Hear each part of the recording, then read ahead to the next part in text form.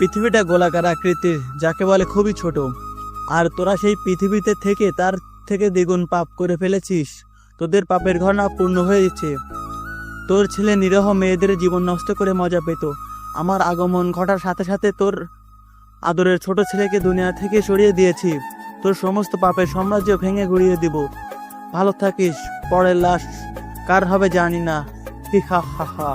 চিরকুটের লেখাটা শুনে আকাশ সাহেবের কপাল বেয়ে ঘাম পড়তে শুরু করে। তখনই ফোনে একটা কল আসে।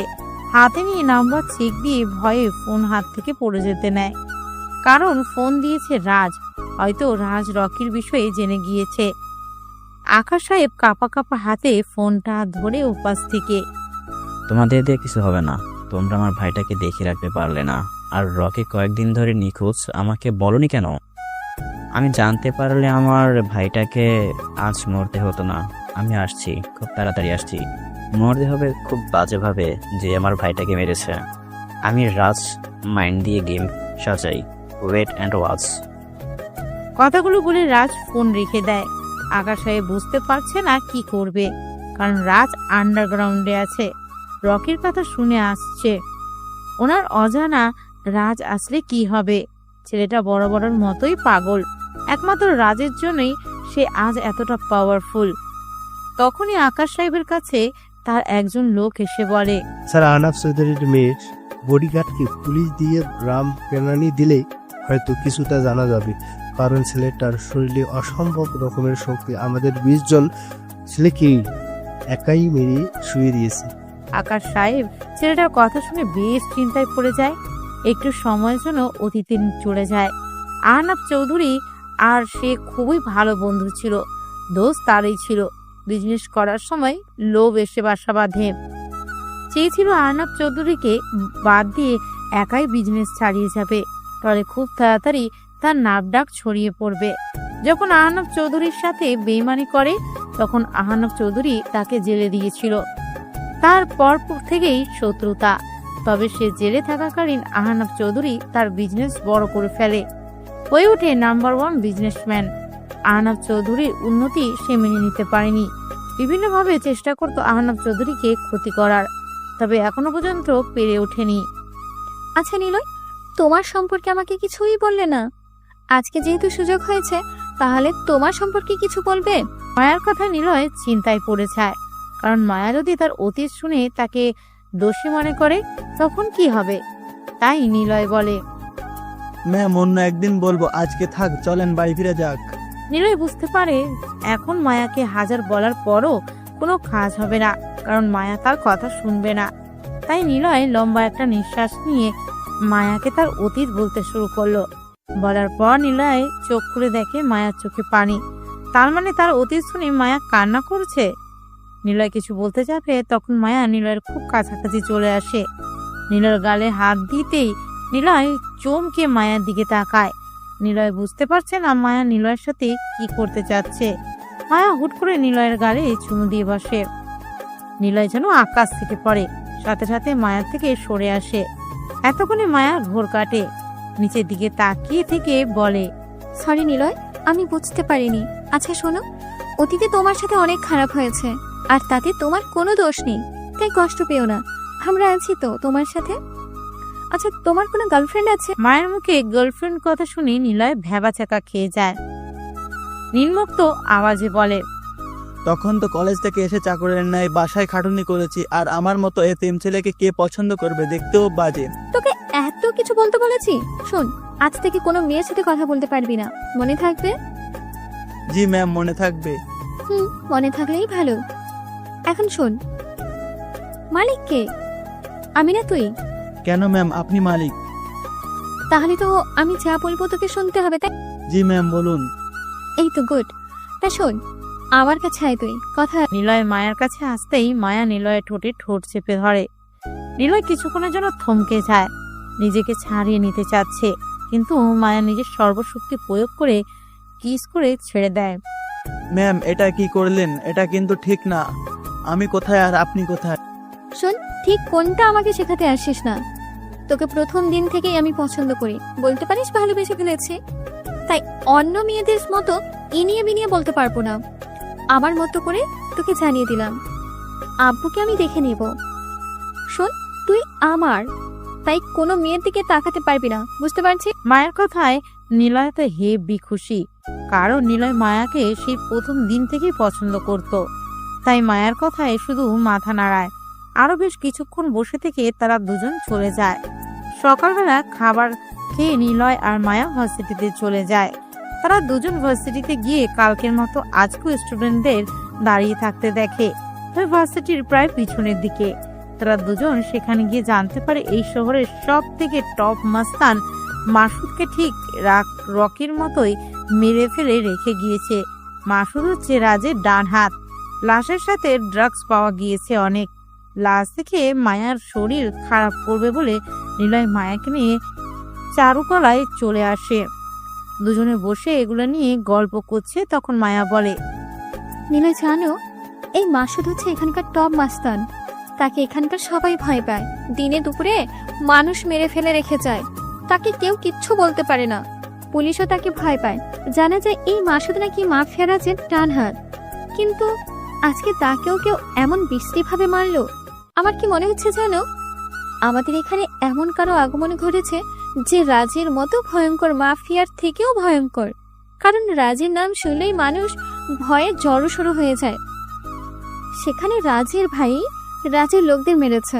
মায়ের কথায় নিলয় মনে মনে হাসতে থাকে। তখনই ভার্সিটিতে পুলিশ গাড়ির আগমন ঘটে। লাশটার কাছে কয়েকজন যায়। পুলিশ অফিসার শাহিদ নিলয় আর মায়ার কাছে চারুকলায় আসে। এই ছেলে, তোমার নাম কি? মায়া নিলয় কথা শুনে সামনে তাকিয়ে দেখে একজন পুলিশ দাঁড়িয়ে আছে। নিলয় আর মায়া পুলিশ অফিসারের সামনে গিয়ে বলে, স্যার আমাদের বলছে। হ্যাঁ, এই ছেলে তোমার নাম কি?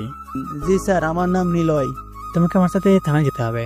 থানায় যাওয়ার কথা শুনে নিলয় আর মায়া দুজনেই অবাক হয়।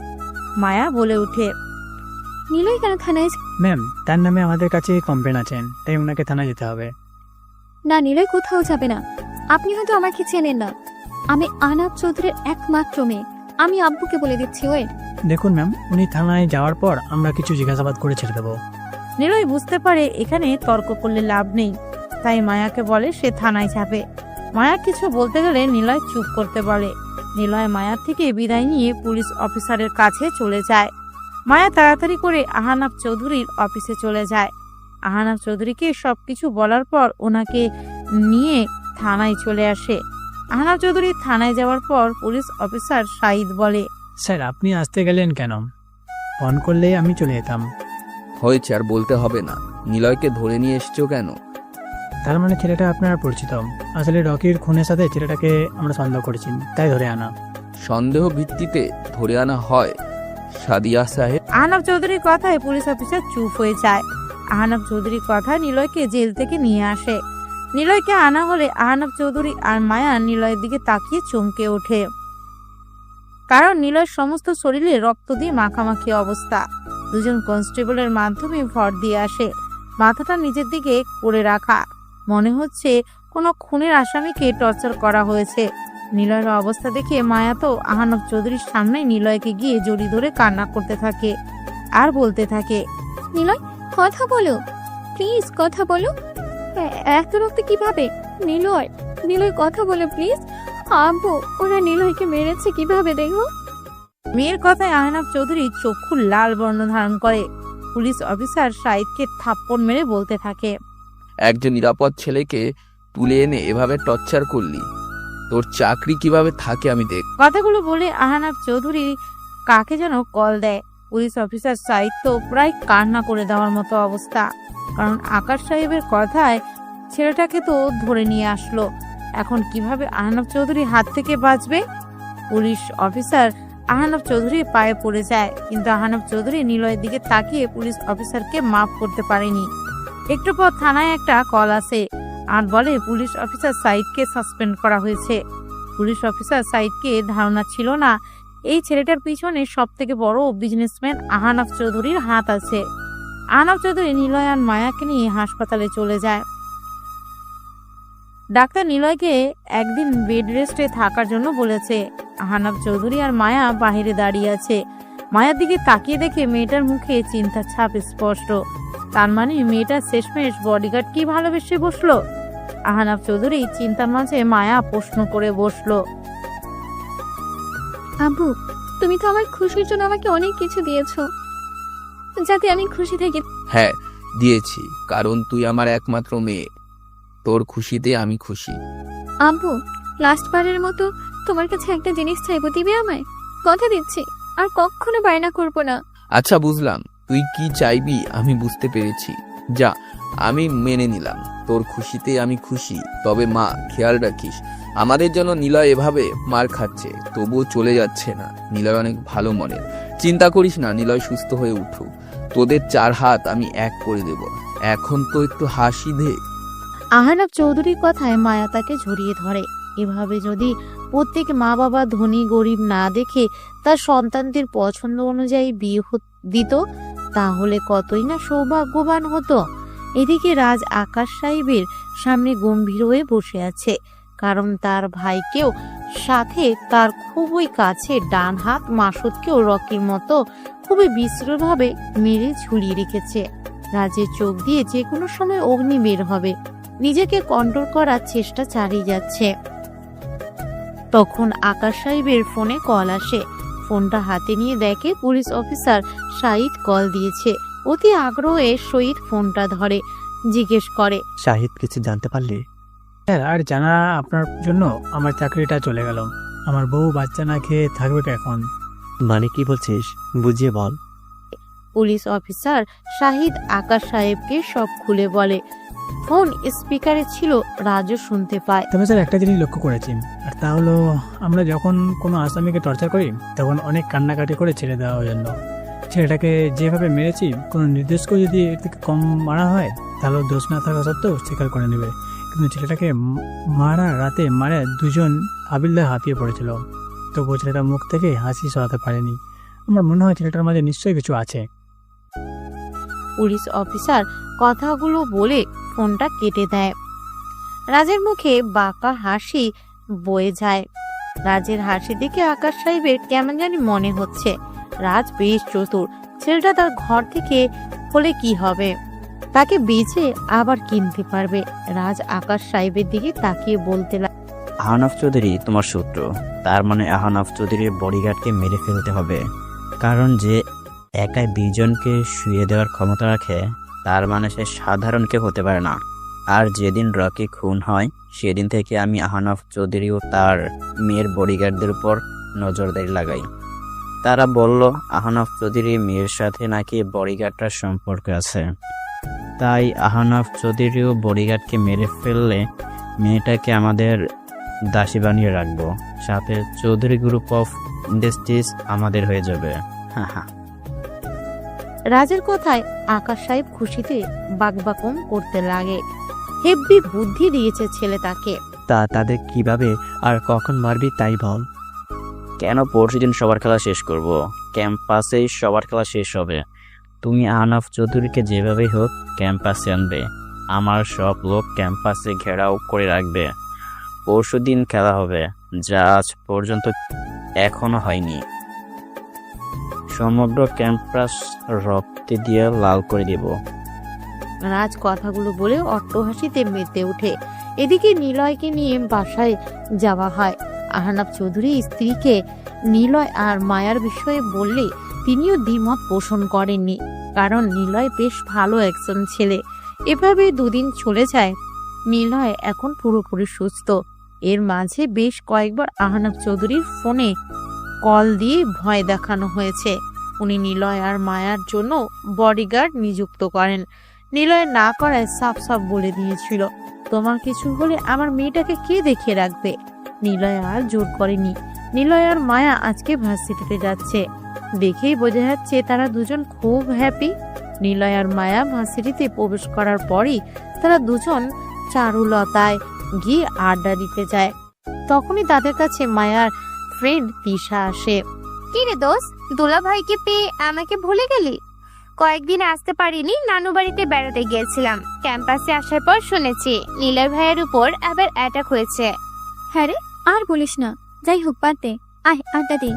তোর সাথে অনেক দিন ধরে মায়া, রাজের ডান হাত মাসুদকে নাকি খুবই বিশ্রী ভাবে কে মেরেছে? অনেক বিশ্রী ভাবে। কেন, তুই জেনে কি করবি? আসলে দোস্ত, যে রাজের লোককে এইভাবে মারতে পারে সে কোনো সাধারণ কেউ না। তাকে সামনে পেলে কিস করতাম। তিশার কথায় নিলয় বিষম খেতে লাগে। মেয়ে বলে কি, এতক্ষণে তাদের নিলয়ের কথা মনে পড়ল। কথায় এতটাই মনোযোগী ছিল, একটু সময়ের জন্য ভুলে গিয়েছিল। মায়া নিলয়কে বলে, নিলয়, আমাদের জন্য বাদাম কিনে আনবে প্লিজ। মায়ার কথায় নিলয় বাদাম কিনতে চলে যায়। বেশ সময় চলে যায়, নিলয় এখনো আসেনি। মায়া বেশ বিরক্ত হচ্ছে, মনে মনে ভাবে বাদাম নিয়ে আসলে তার খবর আছে। একটু পরেই ক্যাম্পাসের স্টুডেন্টরা দৌড়ে মাঠের দিকে যেতে থাকে। তখন মায়া তিশা একজনকে জিজ্ঞেস করে, আর বলিয়েন না, ক্যাম্পাসের মাফিয়া রাজ এসেছে আর একটা ছেলেকে খুব মারতেছে, সেখানেই যাচ্ছি। ছেলেটা কথাগুলো বলে মাঠের দিকে চলে যায়। মায়া আর তিশাও দৌড়ে মাঠের দিকে যায়, কারণ নিলয় এখনো আসেনি। তারা গিয়ে দেখে প্রায় 20টার মতো গাড়ি ক্যাম্পাসের মাঠটা ঘিরে রেখেছে। সবগুলো গাড়িতেই মাফিয়া রাজের পোলাপান। মাঠের মাঝে একটা গাড়ির উপর পায়ের উপর পা তুলে আপন মনে সিগারেট টেনে যাচ্ছে মাফিয়া রাজ। তার পাশেই মায়ার রাখা বডিগার্ডগুলো পড়ে আছে। মাঠের মাঝে একদল পোলাপান গোল হয়ে একজন ছেলেকে মারতেছে। খেয়াল করে তাকিয়ে মায়ার আত্মা শুকিয়ে যায়, কারণ নিলয়ের বডিটা মাটিতে পড়ে আছে। সবগুলো ছেলের হাতে হকি স্টিক। মায়া নিলয় বলে চিল্লিয়ে ওঠে। তখনই পাশ থেকে রাজ মায়াকে দেখে বাঁকা হেসে বলে, মাফিয়ার মনে প্রথম দেখায় আগুন লাগিয়ে দিয়েছ, সবটাকে শেষ করে তোমাকে আপন করে নিব, হাহা। রাজ কথাগুলো বলে অট্ট হাসিতে মিটিয়ে পড়ে।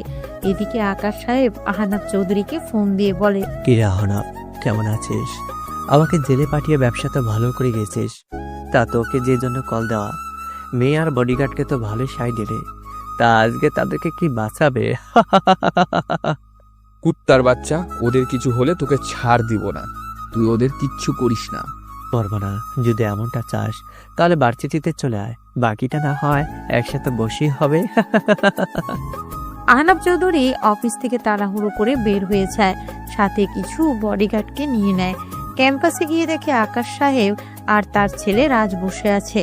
বিপরীত পাশে তাকিয়ে দেখে মায়া মাটিতে লুটিয়ে পড়ে কান্না করছে। পাশেই নিলয়ের রক্তাক্ত বডিটা পড়ে আছে। আহনাব চৌধুরী দৌড়ে মেয়ের কাছে ছুটে যায়। মায়া আহনাব চৌধুরীকে দেখেই দৌড়ে ওনাকে জড়িয়ে ধরে বলতে থাকে, আব্বু, আমার নিলয়কে ওরা মেরে ফেলেছে। আব্বু, নিলয় কথা বলছে না। আব্বু, আমিও মরে যাব, নিলয় কেনে দাও। কথাগুলো বলে মায়া কান্নায় ভেঙে পড়ে। তখনই আকাশ সাহেব তাদের কাছে এসে বলে, আহনাব, তোর যাবতীয় সম্পত্তি আমার ছেলের রাজের নামে লিখে দে, না হলে তোকে আর তোর মেয়েকে এখানে মেরে ফেলে রাখবো। তুই চিন্তা কর কি করবি। তোদের কাউকে কিচ্ছু দিব না, কি করতে পারবি কর। এই গার্ডরা এদিকে আসো। আহনাব চৌধুরী বডিগার্ডদের ডাকার সাথে সাথে কয়েকটা গুলির শব্দ হয়। তাকিয়ে দেখে বডিগার্ডদের নিথর দেহটা মাটিতে পড়ে আছে। আহনাব চৌধুরী ভয় পেয়ে যায়। ভয়ে মেয়েকে জড়িয়ে ধরে শক্ত করে। দেখ আহনাব, তুই যদি আমার কথা না মানিস তাহলে তোদের অবস্থা এই তোর গার্ডদের মতোই হবে। এই শহরে এখনো কেউ জন্ম নেয়নি আমার ছেলের রাজের মুখোমুখি হবে। রাজের নামে পুরো শহর থরথর করে কাঁপে। তাই আইন কানুনের ভয় দেখাস না, সাইন করে দে। আহনাব চৌধুরী বুঝতে পারে তাদের কথা মানা ছাড়া উপায় নেই। আহনাব চৌধুরী সাইন করার জন্য কলমটা হাতে নিতে ক্যাম্পাসের ভিতর প্রায় 30টার মতো গাড়ি এসে ক্যাম্পাসের মাঠে এসে থামে। সবগুলো থেকে অনেক পুলিশ অফিসার, আর্মি অফিসার বের হয়। পুলিশ আর্মিদের থেকে রাজ আর আকাশ সাহেব কিছুটা আটকে ওঠে। তবে তারা সবাই খেয়াল করলো সামনের গাড়ি থেকে এখনো কেউ বের হয়নি। একজন এসে সামনের গাড়িটা দরজা খুলে দিতে স্বয়ং দেশের মন্ত্রী সেই গাড়ি থেকে বের হয়। মন্ত্রীকে বের হতে দেখে আকাশ সাহেব আর রাজের গলা শুকিয়ে যায়। আকাশ সাহেবের মাথায় একটাই প্রশ্ন, মন্ত্রী সাহেব এখানে কিভাবে? নাকি আহনাব মন্ত্রী সাহেবকে বলেছে? মন্ত্রী মাহবুব সাহেব পুলিশ আর আর্মিদের দাঁড়াতে বলে আকাশ আর রাজের সামনে গিয়ে দাঁড়ায়। এতক্ষণ আহনাব সাহেবও বিস্ময় দৃষ্টিতে তাকিয়েছিল। আকাশ সাহেব বলে, স্যার আপনি এখানে? আমাকে বললে আমি আপনার ওখানে চলে যেতাম। হয়েছে, আর বলতে হবে না। আপনারা দুজনে কি করতে যাচ্ছিলেন জানেন? আচ্ছা, আপনাদের দুজনকে একটা গল্প শোনাই। মানুষেরা শিকার করতে জঙ্গলে যায়, আর তারা একটা হলেও শিকার ধরে আনে। আচ্ছা বলেন তো, জঙ্গলে যে শিকারি যায় তার কি প্রাণের ভয় নেই? কারণ জঙ্গলে তো বিষাক্ত জানোয়ার বাঘ থাকে। তাহলে শিকারি কেন একাকী শিকার করতে যায় বলতে পারবেন? মাহবুব সাহেবের কথায় সবাই চুপ। উনি তো ঠিকই বলেছে, জঙ্গলে অনেক রকম পশু থাকে, তাহলে কিভাবে শিকারি ভয় না পেয়ে শিকার করে নিয়ে আসে? কিছুক্ষণ পর মাহবুব সাহেব নিজেই বলে ওঠে, জানতাম আপনারা পারবেন না, আমি বলে দিচ্ছি। কারণটা হলো, শিকারি শিকার করার জন্য আগে জঙ্গলটাকে নিজের আয়ত্ত করেই শিকার করতে নামে। কারণ শিকারি জানে জঙ্গলে একটা পদক্ষেপে ভুল হলেই মৃত্যু নিশ্চিন্ত। তাই আত্মরক্ষার জন্য শিকারি নিজের কাছে প্রয়োজনীয় জিনিস নিয়েই যায়। তাহলে কেন নিলয় এখানে পড়ে পড়ে মার খাচ্ছে? মাহবুব সাহেবের মুখে নিলয় নামটা শুনে সবাই অবাক। তবে মাহবুব সাহেবের কথাগুলো কারো বোধগম্য হচ্ছে না, তাই তিনি আবারও বলতে শুরু করে, মাফিয়া কিং রাজ মেয়ে পাচার, ড্রাগ ডিলিং, বিভিন্ন অসামাজিক কাজে জড়িত, তাই না? তুমি নিজেকে সবচেয়ে বেশি চালাক মনে করো, তাই না? তোমার থেকে চালাক এখনো আছে। আর হ্যাঁ আকাশ সাহেব, আমি আপনাকে পথ থেকে বের করব না, কারণ আপনাদের কাছে এমন একজন উপস্থিত আছে যে আপনাকে ঘৃণা করে, যে আপনাকে মৃত্যুর দুয়ার পর্যন্ত এগিয়ে দিয়ে আসবে। যাই হোক, আপনাদের একটা সত্যি কথা বলে যাই, যে ছেলেটাকে এভাবে বেধরম পেটাচ্ছেন সে কোনো সাধারণ ছেলে না। সে হচ্ছে পৃথিবীর সবথেকে ভালো sharp shooter, judo, karate, kung fu expert shooting. He is the র এজেন্ট নিলয় মাহমুদ। তার হাত থেকে আজ পর্যন্ত কেউ রেহাই পায়নি। রাশিয়া থেকে একজন শিবলি নামের মাফিয়া বাংলাদেশকে আক্রমণ করতেছিল। সেই মাফিয়াকে মেরে প্রশংসিত হয় সে। নিলয় আমার খুব কাছে। যখন শিবলিকে মেরে আসছিল তখন ওকে বলেছিলাম আমার কাছে কি চাই। নিলয় কি বলেছিল জানেন? শুনেন তাহলে।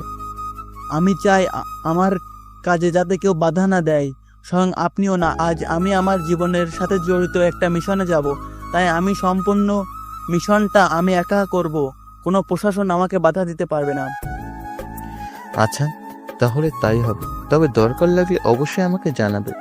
আর শুনে তোমাদের বলছি, তোমাদের আজ কিভাবে মারা হবে তা আমি জানি না। বেঁচে থাকলে আমি দেখতে আসব। আর হ্যাঁ, আহনাব চৌধুরী, আপনার কোনো চিন্তা নেই। আপনি যাকে মেয়ের জামাই বানাতে চাচ্ছেন সে বড় বড় মাফিয়াকে নিমিষেই মাটিতে দাফন করে দিয়েছে। আমাদের র এজেন্টের গর্ব নিলয় মাহমুদ। আজ আমি আসি। কথাগুলো বলে মাহবুব সাহেব চলে যায়। নিলয়ের এমন ভয়ঙ্কর পরিচয় পেয়ে রাজ, আকাশ সাহেব, আহনাব চৌধুরী, মায়া সহ সবাই বেশ চমকে আছে। এতক্ষণ আকাশ সাহেবের মুখে ছিল রাজের থেকে বড় কেউ নেই। এখন মনে হচ্ছে নিলয়ের কাছে রাজ কিছুই না।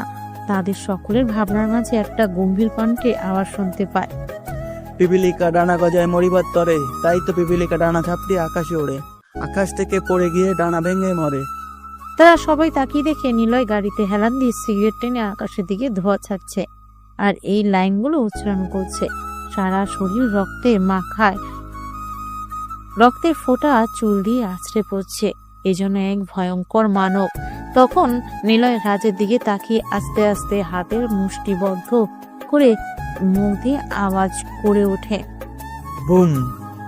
নিলয়ের মুখের আওয়াজের সাথে সাথে ক্যাম্পাসের বাহিরে জঙ্গলের দিকে একটা বিকট শব্দ হয়। তারা সেদিকে তাকিয়ে আবার ভয়ঙ্করভাবে নিলয়ের দিকে তাকায়, কারণ ক্যাম্পাসের পিছনে পুরো বাড়িটা ব্লাস্ট হয়ে গেছে। আগুন দাউ দাউ করে জ্বলছে। রাজের মাথা চক্কর দিতে শুরু করে, চিল্লিয়ে বলতে থাকে, আমার এতদিনের সব কিছু নষ্ট হয়ে গেছে, আমি ধ্বংস হয়ে গেছি, আমার সব শেষ। রাজ কথাগুলো বলে প্রায় চোখ মুখ লাল বর্ণ ধারণ করে।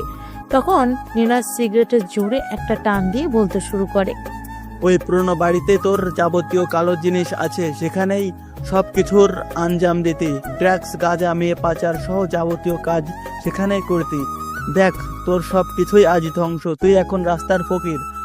কথায় আছে না, পাপ বাপকেও ছাড়ে না। হি হা হা। নিলয়ের কথাগুলো রাজের কাছে কাটার মতো লাগে, তাই সে চিল্লিয়ে বলে ওঠে, তোকে আজ আমি আস্ত কবর দিব। তুই আমার এতদিনের সব কিছু নষ্ট করে দিয়েছিস। মৃত্যুর রক্ত দিয়ে গোসল করব। কথাগুলো বলে রাজ তার লোকদের ডাকে নিলয়কে মারার জন্য। কিন্তু আশ্চর্যের বিষয় হলো নিলয়ের মাঝে কোনোরূপ প্রতিক্রিয়া হলো না। সে মনের সুখে সিগারেট টেনে যাচ্ছে। লোকগুলো যখন সামনাসামনি প্রায়, তখন নিলয় নিজের হাতকে পিস্তলের ন্যায় করে যার দিকে ইশারা করছে সে মাটিতে পড়ে যাচ্ছে। এক এক করে সবার মৃতদেহ মাটিতে পড়ে যায়, কপাল বেয়ে রক্ত পড়ছে। রাজ ভয় পেয়ে যায়, তার সবগুলো লোককে মারলো কে? রাজ একটু সামনে এগিয়ে লোকগুলোর দিকে তাকিয়ে দেখে কপাল থেকে গরম বুলেটের ধোঁয়া বেরো আসছে। তার মানে স্নাইপার দিয়ে অ্যাটাক করেছে। এদিকে নিলয় উচ্চ স্বরে হাসতে থাকে, হাসতে হাসতে বলে, তোর মতো মাসিকে মারতে আমার 1 সেকেন্ডও লাগবে না, তাই না লাফিয়ে বাচ্চাদের মতো চুপ করে বসে পড়। এতক্ষণ আকাশ সাহেব চুপ করেছিল, কিন্তু এখন একটু সাহস নিয়ে নিলয়কে বলে, বাবা, তুমি আমাদের পেছনে পড়ে আছো কেন? আমরা তো তোমার কোনো ক্ষতি করিনি, তাহলে তুমি আমাদেরকে কেন মারবে? আকাশ সাহেবের কথায় নিলয় হাসতে থাকে, হাসতে হাসতে বলে, তুই থেকে বাবা হয়ে গেলাম আর তোরা কিছুই করিসনি, তাই না? আজকে তোদের নিজের হাতে কুপিয়ে মারবো। আচ্ছা, আমি কে তোদের বলেই দিই। একটা গল্প শোনাই। আয়ান মাহমুদ গ্রুপ অফ ইন্ডাস্ট্রিজের নাম শুনেছিস নিশ্চয়ই। সেখানকার চেয়ারম্যান ছিল আয়ান মাহমুদ, যে ছিল খুবই উদার মনের মানুষ, সব সময় গরিবদের পাশে থাকতেন। কিন্তু ওনার স্ত্রী যখন সন্তান সম্ভাবনা ছিল, ডেলিভারির সময় সন্তান বেঁচে যায়, কিন্তু ওনার স্ত্রী মারা যায়। তখন থেকে উনি ওনার আগত ছেলেকে চোখে চোখে রাখে। উনি সব সময় মনে রাখতেন ওনার স্ত্রীর শেষ স্মৃতি ওনার ছেলে। ভালোই চলছিল দিন, কিন্তু একদিন দুজন লোক আসে আয়ান মাহমুদের কাছে, এসে বলে ওনার স্ত্রীর দূর সম্পর্কে আত্মীয় হয়, কাজকর্ম নেই, তাই কাজকর্মের সন্ধানে আসছে। তখন আয়ান মাহমুদের দয়া হয়, নিজের অফিসে রেখে দেন দুজনকে। কিন্তু কথায় আছে না, লোভ কখনো মানুষের পিছু ছাড়ে না। ওই দুজনের মনেও লোভ বাসা বাঁধে। তারা চিন্তা করে কিভাবে সমস্ত সম্পত্তি নিজেদের নামে করে নিবে। এভাবে বেশ কিছুদিন চলে যায়। আয়ান মাহমুদ দুজন লোককে খুবই বিশ্বাস করত, আর এই বিশ্বাসের সুযোগ নিয়ে তারা দুজন সমস্ত সম্পত্তি নিজেদের নামে লিখে নেয় এবং আয়ান মাহমুদ আর ওনার ছেলেকে বাড়ি থেকে বের করে দেয়। এই কষ্ট আয়ান মাহমুদ নিতে পারেনি, চলে যায় ওনার আপন ভাইয়ের বাসায়। সেখানে ওনার ভাইকে সবকিছুই বলে। তখন সে বলে, ভাইজান, দুনিয়াটাই এমন, তুমি কোনো চিন্তা করো না, আমি কোনো উপায় বের করবই। এভাবে তোর সমস্ত সম্পত্তি তারা নিয়ে যেতে পারে না, তুমি কোনো চিন্তা করো না, ভাতিজাকে নিয়ে রেস্ট করো। এভাবে কিছুদিন যাওয়ার পর আয়ান মাহমুদ আর এই টেনশন নিতে পারেনি, প্রেসারে স্ট্রোক করে। উনি না ফেরার দেশে চলে যায়, কিন্তু রেখে যায় ওনার ছেলেকে ভাইয়ের বাড়ির।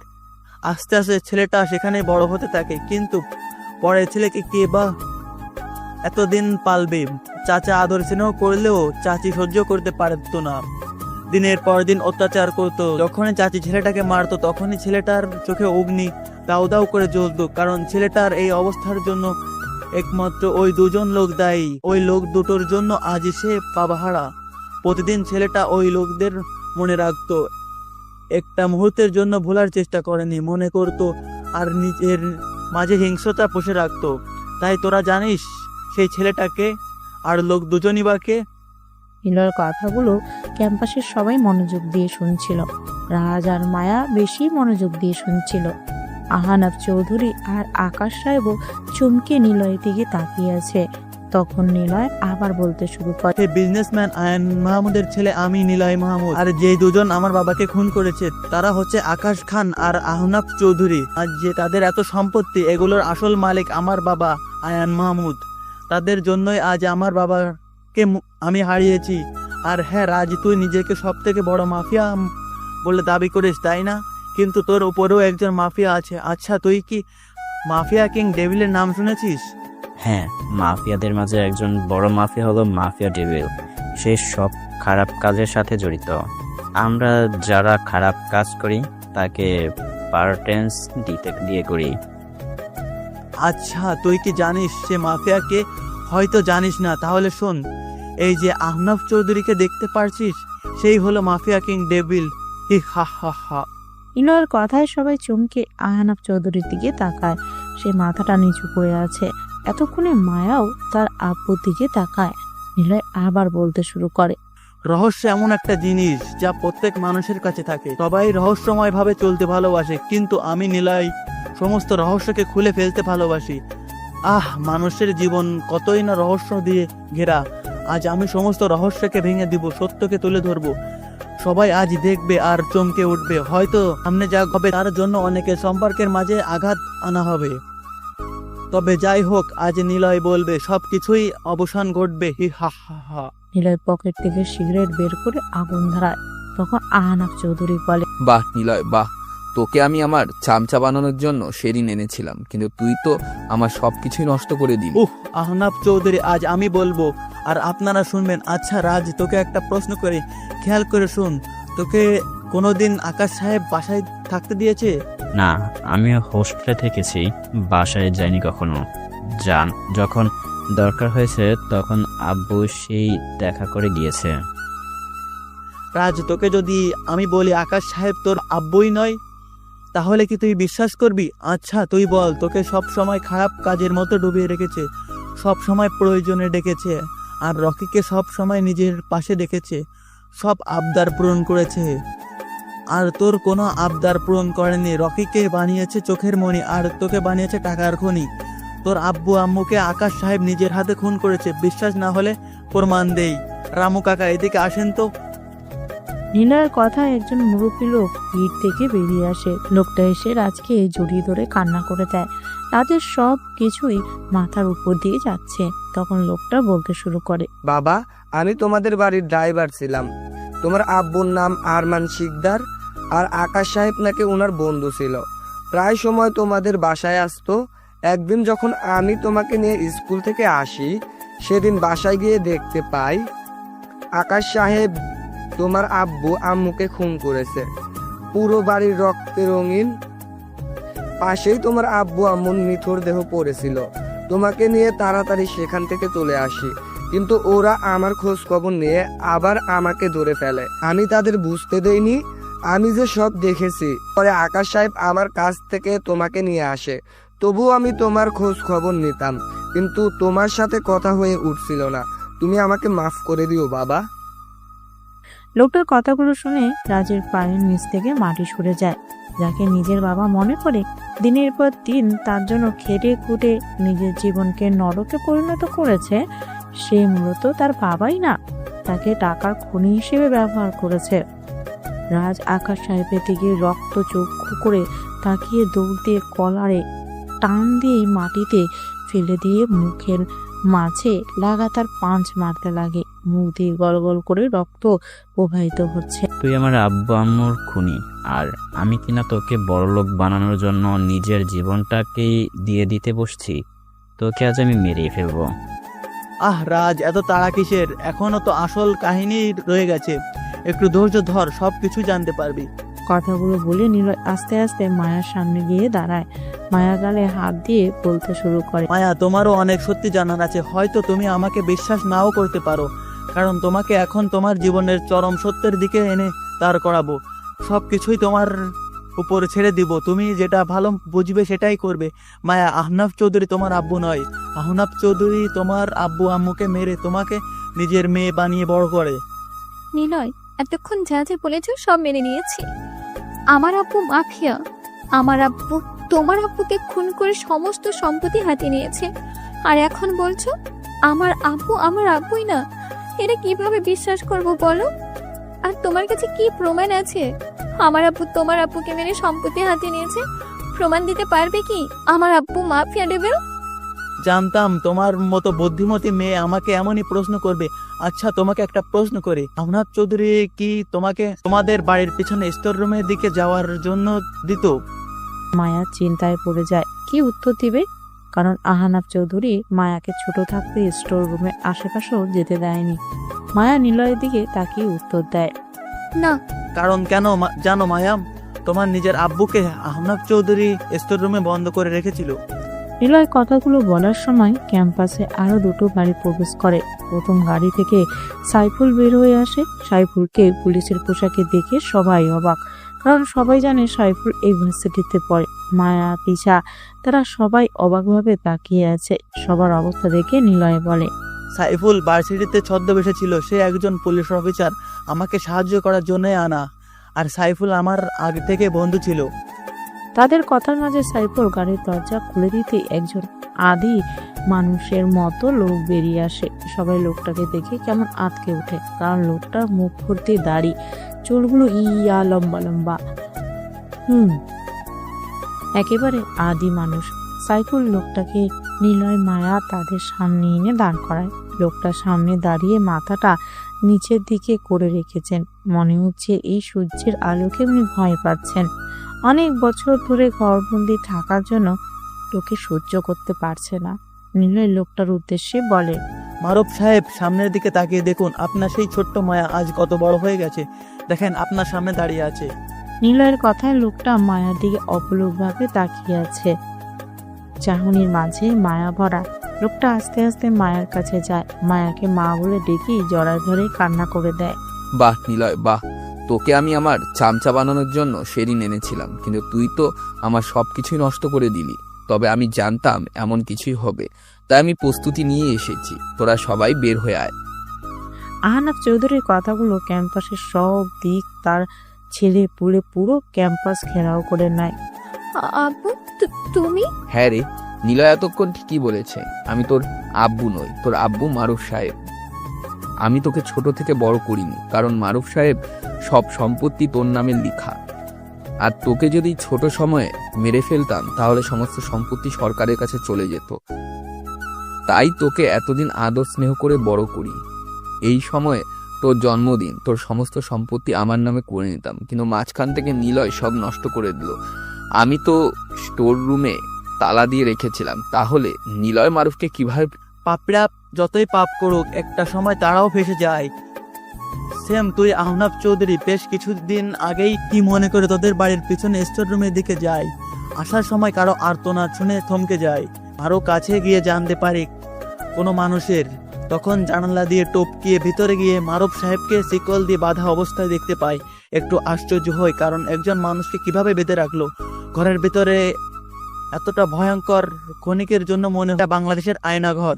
তারপর আস্তে আস্তে মারুফ সাহেবের কাজ থেকে সব কিছু জানতে পারি। আসলে এটা কথা না, পাপ বাপকেও ছাড়ে না। এটাই হলো তোর সাথে মিস্টার আহনাফ চৌধুরী।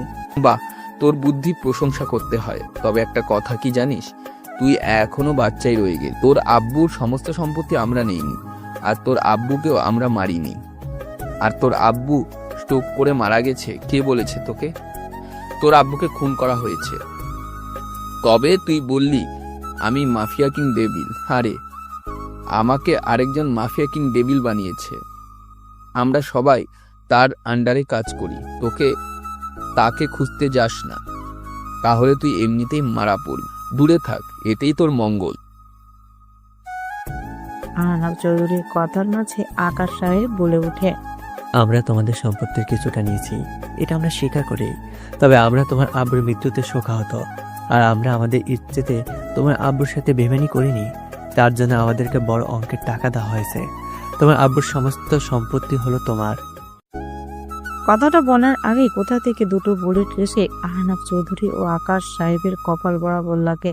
তারা দুইজন মাটিতে লুটিয়ে পড়ে। নিলয় তাকিয়ে দেখে একটা মোটরসাইকেলে দুজন মুখোশধারী লোক গুলি করে মোটরসাইকেল নিয়ে চলে যাচ্ছে। নিলয় পিস্তলটা হাতে নিয়ে গুলি করতে যাবে, এমন সময় রাজ নিলয়কে ধাক্কা দিয়ে ছিটকে ফেলে দেয়। নিলয় মাটিতে মুক্ত হয়ে পড়ে। সবাই হতভম্ব হয়ে যায়, কারণ একটা গুলি এসে নিলয়ের শরীর ভেদ করে দিত, কিন্তু রাজ নিলয়কে ধাক্কা দিয়ে ফেলে নিজেই গুলির শিকার হয়। রাজের কাঁধ বরাবর একটা গুলি এসে লাগে। নিলয় মাটি থেকে দৌড়ে রাজকে এসে ধরে। নিলয়ের চোখে আতঙ্ক, কারণ আজ রাজ না থাকলে রাজের জায়গায় সে থাকতো। আমি না তোর শত্রু, তাহলে বাঁচালি কেন? আমি মরলে তো তোর ভালোই হতো, তোর জায়গায় তুই থাকতি, কেউ বাধা দেওয়ার থাকতো। নিলয়, আমি অনেক খারাপ কাজ করেছি, তবে জানিস সবসময় চিন্তা করেছি আমার ফ্যামিলিকে ভালো রাখার। আমি সবসময় আলাদা থেকেছি, সবার আড়ালে। সেই ছোট সময় থেকে আকাশ আমাকে আগলে রেখেছে, আমাকে এই পথ থেকে নিতে বাধ্য করেছে। তাদের জন্য আমি কি না করেছি। আর আজ সত্য জানলাম আকাশ সাহেব আমার আব্বুই না, আর আমি তাদের জন্য নিজের তিলে তিলে শেষ করে দিয়েছি। আমি আর খারাপ হতে চাই না। নিলয়, আমাকে একটা সুযোগ দে। তোর আব্বুর খুনিকে ধরার জন্য আমিও তোর সাথে থাকবো। একটা বার সুযোগ দে ভাই। রাজের কথা নিলয়ের চোখে পানি চলে এসেছে, কারণ নিলয় রাজের চোখে করুণা দেখতে পাচ্ছে। আজ রাজ সত্যিই আহত, যাকে নিজের সব মনে করেছে সে তাকেই ব্যবহার করেছে। নিলয় রাজকে আর কোনো কথা বলার সুযোগ দেয়নি, টান দিয়ে বুকের মাঝে নিয়ে। রাজ, আজ থেকে তোকে আমি আমার ভাইয়ের জায়গা দিলাম। আশা করি তুই আমার ভরসা নষ্ট করবি না। আমি খারাপ হতে পারি, তবে ওয়াদা নষ্ট করিনি। আমি কথা দিলাম তোর ভরসা নষ্ট করব না। নিলয় রাজকে ছেড়ে দিয়ে সাইফুলকে বলে রাজকে হসপিটালে নিয়ে যেতে, আর বাকি গার্ডদের বলে চলে যেতে। সাইফুল নিলয়কে কিছু বলতে গিয়েও বলেনি, কারণ নিলয় সাইফুলকে ইশারা দিয়ে চলে যেতে বলেছে। সাইফুল মায়ান আব্বুকে রাজকে বাকিদের নিয়ে ক্যাম্পাস ত্যাগ করে। এখন ক্যাম্পাস পুরো ফাঁকা, গোলাগুলির জন্য ক্যাম্পাসের সবাই পালিয়েছে। নিলয় আস্তে আস্তে উঠে সামনে থাকা রমণীর কাছে যায়, হাঁটু ভাঁজ করে বলতে শুরু করে। ছোট সময় থেকে অবহেলা নামক মহামারীর কাছে নিজেকে আত্মসমর্পণ করেছি। ভালোবাসা নামক কোনো কিছুই পাইনি। মায়া, জানো আমি ভালোবাসার কাঙ্গাল। আমার একটু ভালোবাসার দরকার। ছোট সময় আম্মুকে পাইনি, জানো মায়া। আব্বু আমাকে অনেক আদর স্নেহ করতো, চোখের সামনে থেকে কখনো আড়াল করেনি। সেই আব্বুকে ওরা মেরে ফেললো। মায়া, আমি কিছুই করতে পারিনি। তখন থেকে ভালোবাসা নামক মায়াটাকে বড্ড মিস করতে শুরু করি। চাচির কাছে গিয়েছিলাম মায়ের ভালোবাসা দাবি নিয়ে, কিন্তু চাচি আমাকে অনাথ অলক্ষী বলে দূর দূর করে তাড়িয়ে দিত। মায়া, আমি না ভালোবাসার কাঙ্গাল, আমাকে কি একটু ভালোবাসা দিবে? কথা দিচ্ছি আজম্ম তোমাকে ভালোবেসে পার করে দেব। সেই ট্রেনে দেখেই তোমার জন্য আমার মনের মাঝে এক অদ্ভুত অনুভূতির জন্ম হয়। তার নাম হয়তো আমি দিতে পারবো না, তবে মায়া আমি তোমাকে অনেক অনেক ভালোবাসি। হবে কি আমার ভালোবাসার সঙ্গিনী? মায়ার চোখে পানি। নিলয়ের দিকে অসুসুপ্ত নয়নে তাকিয়ে আছে, কারণ নিলয় তাকে এত ভালোবাসে তা মায়ার অজানা। আসলে ভালোবাসা এমন একটা জিনিস যা হুট করে মানুষের মনে এসে করা নাড়ে। মানুষ খুবই অদ্ভুত প্রাণী, যাকে সব সময় ঘৃণা করে হুট করে তাকেই ভালোবাসতে শুরু করে। একটা গান আছে, মেয়েদের মন বুঝা নয় রে নয় সোজা। এই গানটাই উল্টিয়ে এমন হলেও পারত, মানুষের মন বুঝা নয় রে নয় সোজা। মায়া হাঁটু ভাঁজ করে নিলয়কে জড়িয়ে ধরে, সারা মুখে অজস্র চুমু দিয়ে ভরিয়ে দিচ্ছে। মনে হচ্ছে অনেক যুগ ধরে ভালোবাসা ক্ষুধার্ত। নিলয় মুচকি হাসি দিয়ে উড়িয়ে দেয়। আজ তার ভালোবাসা পূর্ণতা পেল। আপনি যেভাবে বলছেন সেভাবে করেছি, কিন্তু নিলয়কে মারতে পারিনি। নিলয়ের জায়গায় মাফিয়াটা চলে আসে। তোদের দিয়ে ঠিক করে একটা কাজও হয় না। নিলয়ের শ্রবণ শক্তি হরিণের নেয়, আর ঘ্রাণ শক্তি পিঁপড়ার নেয়।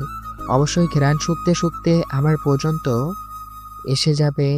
তোদের আসার দরকার নেই, তোরা অন্য কোথাও চলে যা। নিলয় তোদের খোঁজ করতে করতে অবশ্যই চলে আসবে। কথাগুলো বলে আগত কলটা কেটে দেয়। এমন সময় একজন মহিলা এসে ঘরে প্রবেশ করে। মহিলাটি লোকটার উদ্দেশ্যে বলতে লাগে, কথাই আছে না, বাপ বাপকেও ছাড়ে না। তোমার এমনটাই হবে। ছেলেটাকে কতই না কষ্ট পেতে হয়েছে, কাউকে ছাড়বে না। যদি শুনে তুমি তার আব্বুর খুনি, তাহলে তোমাকেও ছাড়বে না। সত্যের জয় অবশ্যই হবে। কথাগুলো বলে মহিলাটি ঘর থেকে বের হয়ে যায়। লোকটা চেয়ারে হেলান দিয়ে সিগারেটে টান দিয়ে বসে চিন্তা করতে থাকে। নিলয়কে সে তার আব্বুর সাথে মেরে ফেলতো, কিন্তু নিলয়ের আব্বু অর্ধেক সম্পত্তি নিলয়ের নামে করে দেয়। যদি নিলয়কে ছোটবেলায় মেরে ফেলতো তাহলে সব সম্পত্তি সরকারের ফাউন্ডেশনে চলে যেত। তাই নিলয়কে বাঁচিয়ে রাখা, কিন্তু সে জানতোই না নিলয় সবার আড়ালে RW এজেন্সিতে চলে যাবে। নিলয় যে RW এজেন্সিতে তা সে আজকেই জানতে পারে। নিলয় সম্পর্কে সব জেনে কেঁপে ওঠে। এখন তার মনে দুধ দিয়ে কালসাপ পুষে নিত। আগন্তুক আর ভাবতে পারছে না। ফোনটা নিয়ে একজনকে কল দেয়। এদিকে সাইফুল রাজকে হসপিটালে এনে গুলি বের করায়, কিন্তু গার্ডদের দিয়ে মারুফ সাহেবকে সেলুনে পাঠিয়ে চুল দাড়ি কাটিয়ে আনে। নিলয় আর মায়া হাসপাতালে এসে পৌঁছায়। রাজ এখন সুস্থ, বাড়ি নিয়ে যেতে পারবে। নিলয় চিন্তা করে সবাইকে নিয়ে আকরাম চৌধুরী যেখানে থাকতো সেখানে নিয়ে যাবে। সবাইকে নিয়ে নিলয় বাড়ির উদ্দেশ্যে রওনা দেয়। বাড়িতে প্রবেশ করতে আকরাম চৌধুরীর স্ত্রী এসে মায়াকে জড়িয়ে ধরে কান্না করে দেয়। কান্না করতে করতে বলে, মায়া, তোকে কিছু সত্য বলা দরকার। আমি তোর আসল আম্মু বা আকরাম তোর আব্বু নয়। আকরাম তোর আব্বু আম্মুকে মেরে ফেলেছে। আমি তোদের বাড়িতে কাজ করতাম। তোর আব্বু আম্মুকে মেরে তোকে দেখে রাখার জন্য আমাকে রাখে। কথাগুলো বলে কান্না করতে থাকে। তখনই মারুফ সাহেব প্রবেশ করে। ওনাকে দেখে নীলিমা বেগম অবাক হয়ে যায়। কিছু বলতে যাবে তখনই মারুফ সাহেব বলে, তোর আর কিছু করতে হবে না, আমাদের সবার জন্য খাবার রেডি কর। রহিমা আর নীলিমা বেগম দুজনে রান্না করতে চলে যায়। সবাইকে রুম দেখিয়ে নিলয় নিজের রুমে গিয়ে গভীর চিন্তায় মগ্ন। কে তার আব্বুকে মারতে পারে? তখনই নিলয়ের মনে পড়ে যায় তার আব্বু তো একটা কথা তাকে একটা পেন ড্রাইভ দিয়েছিল। নিলয় দৌড়ে যায় ব্যাগের কাছে, কারণ আব্বুর শেষ স্মৃতি নিজের সাথে রেখেছিল। নিলয় ব্যাগের সামনে গিয়ে হাত দিতে ইনজেকশনের নাই কি জানি পিঠের মধ্যে পুশ করা হয়। আস্তে আস্তে চোখগুলো ঝাপসা হতে শুরু করে। যখন চোখ খুলে তখন নিজেকে একটা বিশাল মাঠের মধ্যে আবিষ্কার করে। ভালো করে খেয়াল করে দেখে এটা তাদের ময়মনসিংহ কলেজের মাঠ। তাকিয়ে দেখে মায়া, রাজ, মারুফ সাহেব সবাইকে বেঁধে রাখা হয়েছে। নিলয়ের মাথাটা ঝিমঝিম করে ওঠে, চোখে ঝাপসা দেখতে পাচ্ছে, ভালো করে তাকানোর শক্তি পর্যন্ত নেই। তখনই এক বালতি গরম পানি নিলয়ের শরীরে ঢেলে দেওয়া হয়। শরীর পুড়ে যাওয়ার উপক্রম। নিলয় সজোরে চিল্লিয়ে ওঠে। তখনই একটা কণ্ঠস্বর শুনতে পায়। আস্তে আস্তে মাথাটা উপরে তুলে তাকিয়ে দেখে একজন আগন্তুক নতুন মাস্ক মাথায়, কালো হুডি, কোট প্যান্ট পরে দাঁড়িয়ে আছে। দেখতে মনে হচ্ছে পাক্কা মাফিয়া। আগন্তুকটা নিলয়ের কাছে এসেই বলতে শুরু করে, ভাতিজা, কেমন আছিস? তোর প্রাণ কই মাছের রে? এত লোক লাগানোর পরেও তুই দিব্যি আমার পর্যন্ত পৌঁছে গেলি, কিন্তু আজ তোকে মরতে হবে। তোকে বাঁচিয়ে রাখলে আমার নিজের ক্ষতি। কখনো শুনেছিস একই জঙ্গলে দুজন রাজা থাকে? শুনিসনি? তাই আমিও চাই তোকে মেরে আমি রাজত্ব চালাবো। লোকটার ভয়েস শুনে নিলয়ের মাথা চক্কর দিয়ে উঠল, কারণ ভয়েসটা আর কারো না, তারই আপন চাচা আকরম সাহেবের কণ্ঠস্বর। তার মানে সবকিছুর পিছনে আকরম ছিল। নিলয় কাঁপা কাঁপা কণ্ঠে বলে, চাচ্চু তুমি? হরে বাপ, আমি সব কিছুর মাস্টার মাইন্ড। কি করতাম বল? তোর আব্বুকে না মারলে আমি কিভাবে সম্পত্তি পেতাম? আচ্ছা শোন, তোকে একটা গল্প বলি। শাফিউল নামের একজন লোকের সুখের সংসার ছিল। লোকটা একজন বড় বিজনেসম্যান ছিল। লোকটা তার স্ত্রীকে খুব ভালোবাসতেন। তাদের সুখের সংসার খুব ভালোভাবেই যাচ্ছিল। লোকটার ঘর আলো করে তার একটা ছেলে সন্তান হয়। ছেলেটার নাম দেওয়া হয় আয়ান মাহমুদ। কিন্তু তাদের সুখের সংসার বেশি দিন টিকেনি। শাফিউল সাহেবের স্ত্রীর ক্যান্সার ধরা পড়ে। দেশ বিদেশ ঘুরেও লাভ হয়নি। শেষ সময়ে ওনার স্ত্রী ছেলে আয়ানকে দেখে রাখার জন্য শাফিউল সাহেবকে বলে আবার আরেকটা বিয়ে করতে। বিধবা পিয়াকে বিয়ে করে। ওনার পিয়ের একজন ছেলে ছিল। জানিস ছেলেটাকে? সবাই আকরম সাহেবের কথায় তার দিকে তাকিয়ে আছে। নিলয়ের মাথাটা নিচু করে রেখেছে। আকরম সাহেব আবার বলতে শুরু করে, ছেলেটা আর কেউ না, আমি ছিলাম। আকরম সাহেবের কথায় সবাই বিস্মিতভাবে তাকিয়ে থাকে। তাদের মাথায় কিছুই ঢুকছে না। তবে নিলয়ের আস্তে আস্তে সব পরিষ্কার হতে থাকে। শাফিউল সাহেব আয়ানকে খুব ভালোবাসতেন। তার সাথে আমার মাও তাকে আমার থেকে বেশি ভালোবাসতো। এগুলো আমার একদম সহ্য হতো না। আয়ানের আসল মা মারা গেছে, তা আয়ান কখনোই জানতেই পারেনি। তবে একদিন আম্মু আমাকে রুমে নিয়ে সবকিছুই বলে। তখন থেকে চিন্তা করতে থাকি কিভাবে আয়ানকে রাস্তা থেকে সরানো যায়, কারণ শাফিউল সাহেবের সব সম্পত্তি আয়ানের নামে করে দিয়েছিল। আর আমি সৎ ছেলে, তাই আমাকে উনি একটা কোম্পানি দেয়। আমি আয়ানকে খুব হিংসা করতাম, তবে তাকে কখনো বুঝতে দেয়নি। তাই চিন্তা করি একজন একজন করে সবাইকে মারব। তার জন্য একদিন আমাদের গাড়ির ব্রেক কেটে দিই, যেটা করে আয়ান কলেজে যেত। কিন্তু আম্মু আর শাফিউল সাহেব ওই দিন আয়ানের গাড়িটাই শপিং করার জন্য নিয়ে যায়, যার ফলে ব্রেক ফেল করে ওনারা ওই দিন মারা যায়। ওই দিন অনেক কেঁদেছি, কারণ যতই হোক আমার আম্মুও ছিল, তবে সব রাগ আয়ানের উপর যায়। যেখানে তার মরার কথা সেখানে আমার আম্মু মারা গেছে। সেদিন থেকে চুপ থাকি। আস্তে আস্তে সময় যেতে থাকে। আয়ান বিয়ে করে কলেজের সব থেকে সুন্দরী মেয়ে ফারিয়াকে, যাকে আমি পছন্দ করতাম, তাকেই আয়ান বিয়ে করে নেয়। সেদিন থেকে চিন্তা করি সব কয়টাকে মেরে আমি সব কিছু রাজা হব। কিছুদিন পর শুনতে পারি ফারিয়া গর্ভবতী। ডেলিভারির দিন হাসপাতালে আমি ডাক্তারকে মোটা অঙ্কের টাকা দিয়ে ফারিয়াকে মেরে ফেলি, কিন্তু ফারিয়ার গর্ভ থেকে জন্ম হয় নিলয়ের। মাঝখানে নিলয় আমার পথের কাঁটা হয়ে দাঁড়ায়। আয়ান নিলয়কে আস্তে আস্তে বড় করতে শুরু করে। আহনাপ আর আকাশকে আমি ফারিয়ার ভাই বানিয়ে পাঠাই। আয়ানকে ফকির বানিয়ে দিই। আয়ান এসে আমার কাছে আশ্রয় নেয়। তবে আয়ান ছিল খুব চতুর। সে হাল ছাড়েনি। সব কিছুর বিষয়ে খোঁজ নিতে শুরু করে। লাস্ট পর্যায়ে জেনে যায় আমি সব কিছুর পিছনে। ওদিন আয়ানকেও মারতে হয়। স্ট্রোক বলে চালিয়ে দিই। তবে নিলয়ের নামে কিছু সম্পত্তি লিখে দিয়ে যায়। তার জন্য নিলয়কে আমার কাছে রেখে বড় করতে থাকি। সেখানেও একটু গেম খেলিয়েছি। রাধিকাকে দিয়ে আমি নিলয় মার খাওয়াতাম, যাতে নিলয় আমার কথা মেনে চলে আর আমাকে বিশ্বাস করে। কিন্তু রাধিকা ছিল খুব নরম মনের মানুষ। সে নিলয়কে মেরে আবার যখন নিলয় ঘুমিয়ে যেত তখন মলম লাগিয়ে দিত মারের জায়গাগুলোতে। সম্পত্তি লিখে নেওয়ার পর রুহানিকে দিয়ে গেম খেলে নিলয়কে বের করে দিই। রুহানি করতে চায়নি, বাধ্য হয়ে করেছে। তবে নিলয় যে এজেন্সিতে তা জানতাম না। যাই হোক, এখন নিলয়ের সাথে সাথে বাকিদের শেষ দিন হতে যাচ্ছে। আকরাম সাহেবের কথায় নিলয় অবাক। কত সুন্দর করে গেম খেললো তার সৎ চাচা, যাকে আপন খুব আপন মনে করতো, সেই সব। আর তার সব কিছুর কেড়ে নেওয়া মানুষ বের হলো, আর যাদের ঘৃণা করতো তারাই আপন বের হলো। তার মানে রুহানি আর রাধিকা চাচি নির্দোষ। বাহ, দুনিয়াটা কতই অদ্ভুত। যাকে আপন ভাবা হয় সেই বের হয় শত্রু, আর যাকে শত্রু ভাবা হয় সেই আপন। নিলয় উচ্চ স্বরে হাসতে থাকে। হাসতে হাসতে বলে, বাহ চাচু, তোমার মাস্টার প্ল্যানিং অসাধারণ। তবে ছোট্ট একটা ভুল করেই ফেলেছো। ভুলটা হচ্ছে সাইফুল তোমার গুপ্তচর, তা আমি জানতে পেরে গিয়েছিলাম।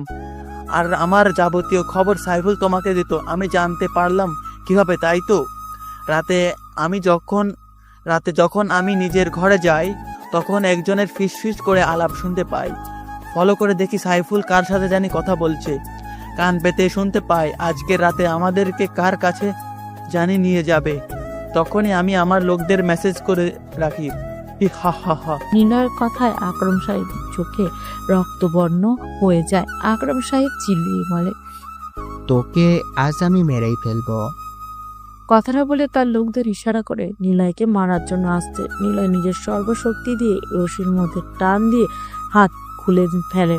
হিরো স্টাইলে এক একজনকে মাটিতে লুটিয়ে দিচ্ছে। বাকি কয়েকজন বন্দুক বের করে গুলি করতে যাবে, এমন সময় সবাই মাটিতে লুটিয়ে পড়ে। আকরাম সাহেব দেখে পুরো মাঠ কমান্ডো দিয়ে ভরে গেছে। পালানোর কোনো সুযোগ নেই। তবুও আকরাম সাহেব দৌড় দেওয়ার সাথে সাথে নিলয় আকরাম সাহেবের পায়ে গুলি করে। একে একে সবার বাঁধন খুলে দেওয়া হয়। মায়ের বাঁধন খোলার সাথে সাথে দৌড়ে এসে নিলয়কে জড়িয়ে ধরে। নিলয় সবাইকে ইশারা করে নিয়ে যেতে মায়াও চলে যায়। নিলয় আরেকজনকে ইশারা করতে সাইফুলকে নিয়ে আসা দেখে বোঝাই যাচ্ছে সে ধরমভাবে পিটানো হয়েছে। নিলয় সাইফুলকে বলে, তোকে নিজের ভাইয়ের মতো দেখতাম, আর তুই কি করলি? আমার সাথে বেইমানি করলি। যা, তোকে ছেড়ে দিলাম, চলে যা এখান থেকে, আর কখনো আমার সামনে আসিস না। নিলয়ের কথা সাইফুল কুড়াতে চলে যায়, কারণ তার বলার কিছুই নেই। সে নিজে অনুতপ্ত। বেইমানি করার পরেও যে ছেড়ে দিয়েছে এটাই অনেক। নিলয় আকরাম সাহেবকে, তোমাকে আমি আমার জীবনের আইডল মনে করতাম, আর সেই তুমি কিনা আমার সব কিছুই কেড়ে নিয়েছো। তোমার কোনো মাফ নেই। কথাগুলো বলে নিলয় একজন কমান্ডারকে ইশারা করতে আকরাম সাহেবকে টেনে হিঁচড়ে নিয়ে যায়। নিলয় বাসায় চলে যায়। সেখানে গিয়ে দেখতে পায় রাধিকা বেগম দরজার সামনে দাঁড়িয়ে আছে, আর বাকি সবাইকে নিয়ে এখানেই আসা হয়। নিলয়কে দেখে রাধিকা বেগম ঝাপটে ধরে কান্না করে দেয়। নিলয়ের মনেও কোনো অভিযোগ নেই, কারণ সবকিছু এখন তার জানা। রুহানি এসেও নিলয়ের কাছে মাপ চায়, নিলয় তাকেও মাফ করে দেয়। সকালে নিউজ দেখানো হয় আকরাম সাহেবের লাশের খুব বাজেভাবে মারা হয়েছে, যেন মৃত ব্যক্তি তার লাশের পাশে থাকতে ভয় পাবে। নিলয় আর মায়ার বিয়ে দিন তারিখ ঠিক হয়। আজকে নিলয়ের বাসর রাত। রাজের সাথে আড্ডা দিচ্ছে, তখন রাজ বলে, নিলয় যা, তোর মায়া তোর জন্য বসে আছে, তোকে আর বসিয়ে রাখবে না। অনেকদিন পর আমি আমার মায়াবতীকে বিয়ে করে নিব। মাফিয়াগিরির চক্করে তাকে অনেক কষ্ট দিয়েছি। তোর মায়াবতী আছে, নাম কি বল? তার নাম হলো জান্নাত। আমি যখন কলেজে পড়তাম তখন থেকে আমাকে ভালোবাসতো, কিন্তু মাফিয়াগিরির জন্য শত্রু হয়ে বাধ্য হয়ে তাকে আমার লাইফ থেকে সরিয়ে দেই। তবে এখন আপন করে নিব। আচ্ছা চিন্তা করিস না, আমিও সাথে আছি। আচ্ছা থাক তোরা, আমি কথাগুলো বলে নিলয় চলে যায়। ঘরের ভিতর যেতে ভয় করছে, তবুও মনের সাহস নিয়ে আস্তে আস্তে ঘরের ভিতরে প্রবেশ করার পর খাটের দিকে তাকিয়ে চোখ ফিরাতে পারে না, কারণ লাল শাড়ি পরে নববধূ বেশে বসে আছে। নিলয় আস্তে আস্তে খাটে বসে যেই মায়াকে টাচ করতে, আমাকে একদম টাচ করবে না। তোমাকে নিয়ে আমার মনের ভেতর অনেক রহস্য বাসা বেঁধেছে। আগে তার সব কটার উত্তর দাও, পরে আমাকে ধরার পারমিশন দিব। আচ্ছা বলো, তোমার মনে কিসের প্রশ্ন? তুমি এই বয়সে র এজেন্সিতে কিভাবে? আর তোমার জন্য মন্ত্রী সাহেবই বা আসলো কেন? আর এত ভালো ফাইটার্স কিভাবে হয়? আমাদের কলেজে একবার অনুষ্ঠানে মন্ত্রী সাহেবকে ইনভাইট করা হয়। উনি আসার পর যখন স্টেজে ভাষণ দিচ্ছিল তখন আমিও ছিলাম সেই অনুষ্ঠানে। একটা বিল্ডিং এর উপরে চোখ আটকে যায়। একজন লোক স্নাইপার নিয়ে মন্ত্রী সাহেবকে মারার জন্য বসেছিল। যখন গুলি করবে তখনই আমি মন্ত্রী সাহেবকে ধাক্কা দিয়ে সরিয়ে দিই। বাঁচানোর জন্য মন্ত্রী সাহেব আমাকে বলেছিল যা চাই তাই দিবে। আমি তখন কিছুই চাইনি। ফলে উনি কার্ড দিয়ে বলেছিলেন আমার যদি প্রয়োজন হয় তাহলেও যেন ওনার পার্সোনাল নাম্বারে যোগাযোগ করে।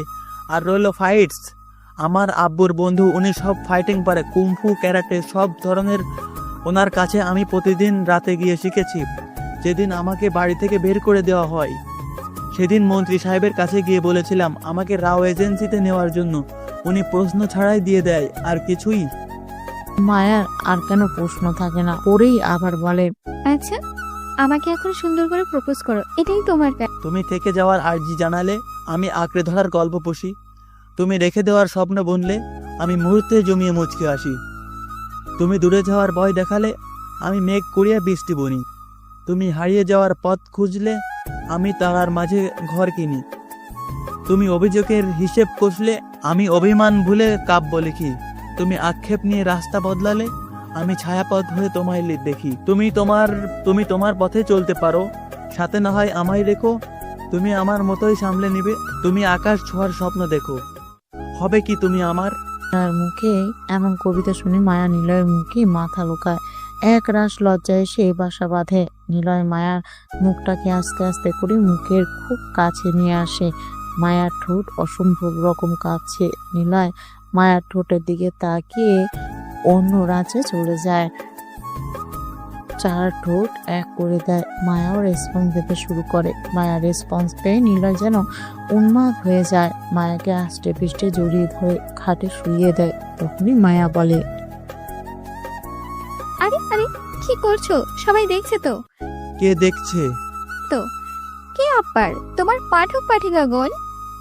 আমি তো ভুলেই গেছিলাম। যান সবার কাজে যান, আর আমাদেরকে আমাদের কাজ করতে দেন। আল্লাহ হাফেজ।